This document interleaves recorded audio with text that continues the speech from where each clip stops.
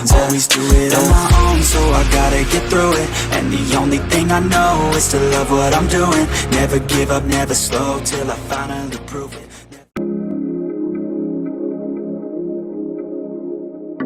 इस video lecture में हम लोग पोटेंशियल के लिए एक डेरिवेशन निकालने वाले हैं। पोटेंशियल की हम लोग डेरिवेशन करने वाले हैं, दैट इज उसकी हमें एक्सप्रेशन निकालना है। तो उसी प्रोसेस में मैंने यहाँ पर इसका डायग्राम बनाया हुआ है। अब ये इनकम्प्लीट डायग्राम है, इसमें कुछ चीजें हमें यहाँ पर ऐड ऑन कर दी हैं। तो अब हमने क्या किया, यहाँ पे हमने एक प्लस क्यू चार्ज लिया, ठीक है, और हमने माना कि इसकी जो इलेक्ट्रिक फील्ड है वो कहां तक है, यार यहाँ पर x डिस्टेंस तक इसकी इलेक्ट्रिक फील्ड है। तो कुछ स्टार्टिंग इसकी इस तरह से होगी। बाय द वे आपको डायग्राम का जो डिस्क्रिप्शन है वो आपकी स्क्रीन पर दिख जाएगा, तो आप प्लीज उसको वहां से नोट डाउन कीजिएगा। तो हमने क्या करा, हमने प्लस क्यू चार्ज माना, दैट इज ये हमारा सोर्स है, ठीक है, चार्ज का हमारा सोर्स है। तो प्लस क्यू चार्ज माना जिसकी इलेक्ट्रिक फील्ड x डिस्टेंस तक है, that is up two point A। Now अब इलेक्ट्रिक पोटेंशियल आपको पता है, अब आपको एक्सप्रेशन निकालनी है पोटेंशियल के लिए। तो बेसिक्स में इलेक्ट्रिक पोटेंशियल के लिए हम ऑलरेडी पढ़ चुके हैं कि अगर आपको पोटेंशियल की एक्सप्रेशन निकालनी है तो पोटेंशियल के लिए एक पॉइंट आपको कहां पर रखना पड़ेगा, एक पॉइंट कहां पर रखना पड़ेगा पोटेंशियल निकालने के लिए, एक पॉइंट लेना पड़ेगा आपको इंफिनिटी पे, ठीक है, मतलब आपको चार्ज को इनिशियली कहां रखना पड़ेगा, इंफिनिटी पे। तो हमने क्या किया, हमने एक चार्ज लिया Q not, you know Q not is a test charge, और जो हमने कहां पे रखा, इंफिनिटी पे। अब इस चार्ज को हमें इंफिनिटी से अल्टीमेटली कहां पर लेके आना है, P पॉइंट तक। अल्टीमेटली कहां पर लेके आना है, मुझे इस चार्ज को P पॉइंट तक लेके आना है, ठीक है। तो ये कुछ डायग्राम है यहाँ पे, और A और B दो पॉइंट्स हैं जो इलेक्ट्रिक फील्ड में इसकी लाई कर रहे हैं, इस चार्ज की इलेक्ट्रिक फील्ड में लाई कर रहे हैं। और इसकी इलेक्ट्रिक फील्ड जो है वो कितनी डिस्टेंस तक लग रही है, यहाँ पर इलेक्ट्रिक फील्ड लग रही है इसकी x डिस्टेंस तक। Now, डायग्राम का डिस्क्रिप्शन कुछ ये था कि let us consider a charge plus q having electric field up to point A, that is till distance x, and let a charge q naught is brought from infinity to point P, where we have to determine the electric potential of the charge. तो ये इसका था description. Now, अब जरा आप समझिएगा ध्यान से, इस प्लस q की जो इलेक्ट्रिक फील्ड है वो कहां तक लग रही है, सिर्फ और सिर्फ A पॉइंट तक। तो जैसे ही यार ये चार्ज A पॉइंट पर आकर बैठेगा, जैसे ही ये चार्ज कौन से पॉइंट पर आकर बैठेगा, A पॉइंट पर, तुरंत ये प्लस Q इस A के ऊपर क्या मारेगा, आपको पता है, जब भी चार्ज, जैसे ही चार्ज रेंज में आएगा, जैसे ही Q नॉट इस प्लस Q के रेंज में आएगा, ये इसके ऊपर क्या मारेगा, इसके ऊपर क्या मारेगा, इसके ऊपर मारेगा एक फोर्स। तो जैसे ही ये Q नॉट A पॉइंट पर आया, प्लस Q इसके ऊपर क्या मारेगा, एक आंसर इज फोर्स, और वो फोर्स कैसा होगा, रिपल्सिव फोर्स। तो डिस्क्रिप्शन के बाद वाले स्टेप्स मैं यहां पर लिख रहा हूं, प्लीज आप डिस्क्रिप्शन को स्क्रीन से नोट डाउन कर लीजिएगा, जो स्क्रीन पर आपके फ्लैश हो जाएगा ना। तो फोर्स ऑन Q नॉट कौन से पॉइंट पर, at point A, that is F is equals to 1/4 या 1/4 बाय एप्सिलॉन नॉट पर K लिख लेते हैं, and that force is this Q naught divided by x square, ठीक है। मतलब क्या हुआ समझिएगा ध्यान से, जैसे ही यार ये चार्ज Q नॉट कौन से पॉइंट पर आया, A पॉइंट पर आया, जैसे ही Q नॉट A पॉइंट पर आकर बैठा, इस Q नॉट के ऊपर एक फोर्स लगेगा, और ये फोर्स नेचर में कैसा होगा, आपको पता है दोनों पॉजिटिव हैं, तो फोर्स नेचर में कैसा होगा, रिपल्सिव फोर्स होगा। फोर्स नेचर में कैसा होगा, रिपल्सिव, ठीक है। अब आपको इस चार्ज को याद है, आपको अल्टीमेटली इंफिनिटी से कहां पर लेके आना है, P पॉइंट पर लेके आना है। अब आप यार P पॉइंट पर लेके आना है, लेकिन एक चीज है जो आपको P पॉइंट पर लेके आना है, लेकिन एक फोर्स लग रहा है कॉन्टिन्यूअसली, जो आपको अपोज कर रहा है कि भाई नहीं तो नहीं आ सकता, तो दूर जाएगा हमेशा। तो आपको लेके आना है P पॉइंट पे, ठीक है, लेकिन फोर्स आपको कॉन्टिन्यूअसली रिपेल कर रहा है, वापस भेज रहा है, तो आपको क्या करना पड़ेगा, फोर्स के अगेंस्ट क्या करना पड़ेगा, आंसर इज वर्क करना पड़ेगा।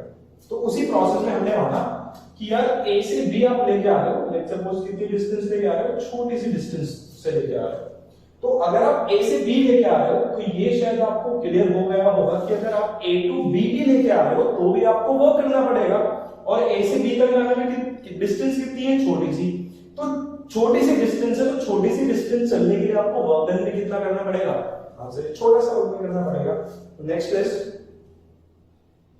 in order to move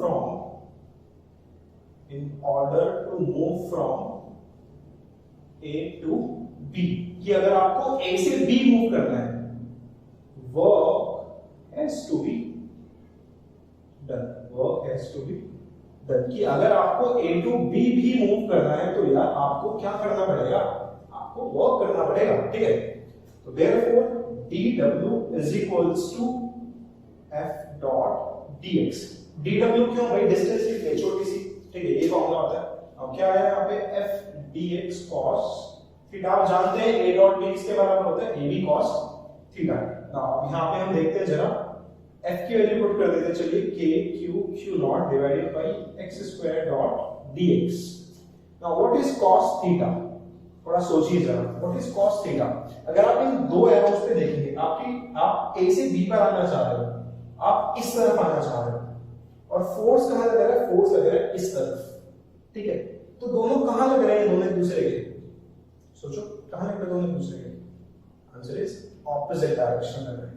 तो जब भी दो चीजें ऑपोजिट डायरेक्शन में लगती हैं, इनके बीच में एंगल कितना होता है, आंसर इज 180 डिग्री।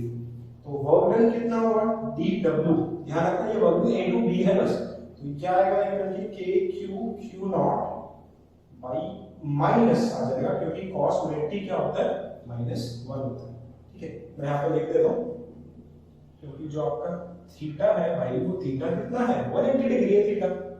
तो ये आ गया वर्क डन। अब आपको नेट वर्क डन निकालना है, मतलब आपको टोटल वर्क डन निकालना है कि भाई कितना काम करना पड़ा। तो देयरफॉर कितना काम करना पड़ेगा या करना पड़ा P पॉइंट तक आने के लिए, therefore net work done in moving from infinity to P, कि भाई P पॉइंट तक आने के लिए आपको टोटल कितना काम करना पड़ा। अब यार छोटी सी चीज है, आपको पता है छोटी सी चीज को बना, मतलब छोटी सी चीज को बड़ा कैसे बनाते हो, आपको पता चल गया होगा अभी तक कि स्मॉल को आपको लार्ज बनाना है। तो अगर आप मेरे वीडियो लेक्चर्स फॉलो कर रहे हो तो आपको पता चल गया होगा कि स्मॉल को लार्ज कैसे बनाते हैं, हमेशा इंटीग्रेट करके। तो मुझे वर्क डन निकालना है, लेकिन चार्ज को हम कहां से ला रहे हैं, इंफिनिटी से, कहां तक लाना है, P पॉइंट तक। तो W इंफिनिटी, ये बहुत इंपॉर्टेंट नोटेशन है, प्लीज ध्यान दीजिएगा इस पे। तो W infinity P is equals to इस छोटे से वर्क डन का आप क्या करोगे, इंटीग्रेशन। P पॉइंट की डिस्टेंस कहां तक है, R तक। तो is infinity to R, that is minus k q naught divided by x square dot dx। Hopefully आपको क्लियर आउट हुआ होगा ये। Now W infinity P is equals to minus k q naught, बाहर आ गया, अंदर क्या बचा, 1 bye x square dot dx and limits are from infinity to r। now अब जरा समझिएगा ध्यान से। okay, let me ask you a very simple सा question, what is the integration of 1 by x square, what is the integration of 1 by x square। अगर आपके पास maths नहीं है तो मैंने ऑलरेडी वीडियो कवर की हुई है on the basics of integration and differentiation, please जाके आप उसको देखिए। Now 1 by, अगर आपके पास मैथ्स है तो आई एम श्योर आपको पता होगा, 1 by x स्क्वायर का जो इंटीग्रेशन होता है वो होता है 1 by minus 1 by x and limits are from infinity to r। तो क्या हुआ यहाँ पे हुआ ये w infinity p, minus minus हो गया प्लस, तो k q नॉट इनटू, जब आप लिमिट्स पुट करेंगे आपको पता है लिमिट पुट करने का तरीका क्या होता है, upper limit minus lower limit. तो 1 by r minus 1 by infinity, ठीक है, ये हो गया आपका work done, 1 by r minus 1 by infinity. Now w infinity p is equals to k q naught into क्या बचेगा यहाँ पे 1 by r माइनस 0। पता है ना क्यों, क्योंकि 1 by इंफिनिटी हमेशा किसके इक्वल होता है, आंसर 0 के इक्वल होता है। नाउ अब आता है सबसे important step, w infinity p by q not. आपने क्या किया, आप इस q नॉट को कहां ले गए, यहां ले गए। देखिए आप इस q नॉट को यहां ले आए, मतलब q नॉट को आप यहां से उठा के यहां ले आए, ठीक है, तो यहाँ क्या बचेगा, यहाँ क्या बचेगा आपके पास, यहाँ बचेगा आपके पास ये that is KQ/R। Okay, now अगर मैं आपसे पूछता हूँ यार ये क्या है, क्योंकि इस डेरिवेशन का यही सबसे इंपॉर्टेंट स्टेप है, what is W infinity P/Q0? सोचिए थोड़ा क्या हो सकता है W infinity P/Q0। नाउ आप वर्क डन कर रहे हो किसी चार्ज को लेकर आने के लिए इंफिनिटी से P पॉइंट तक, ये एक्सप्रेशन आपको शायद याद आई होगी।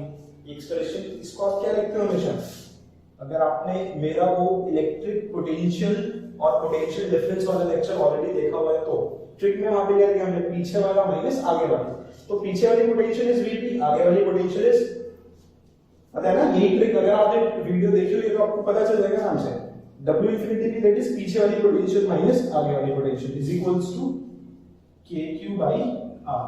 And you know very well कि V infinity क्या होता है हमेशा, V infinity क्या होता है हमेशा, 0। Okay, so this is the required expression for the electric potential, which is VP is equals to KQ/R। Let's say अगर हम एक और केस यहाँ पर देख लेते हैं, देखिए अभी तो पॉजिटिव चार्ज था, अगर चार्ज है यहाँ पर नेगेटिव, तो बहुत सिंपल सी बात है, इस चार्ज इज नेगेटिव,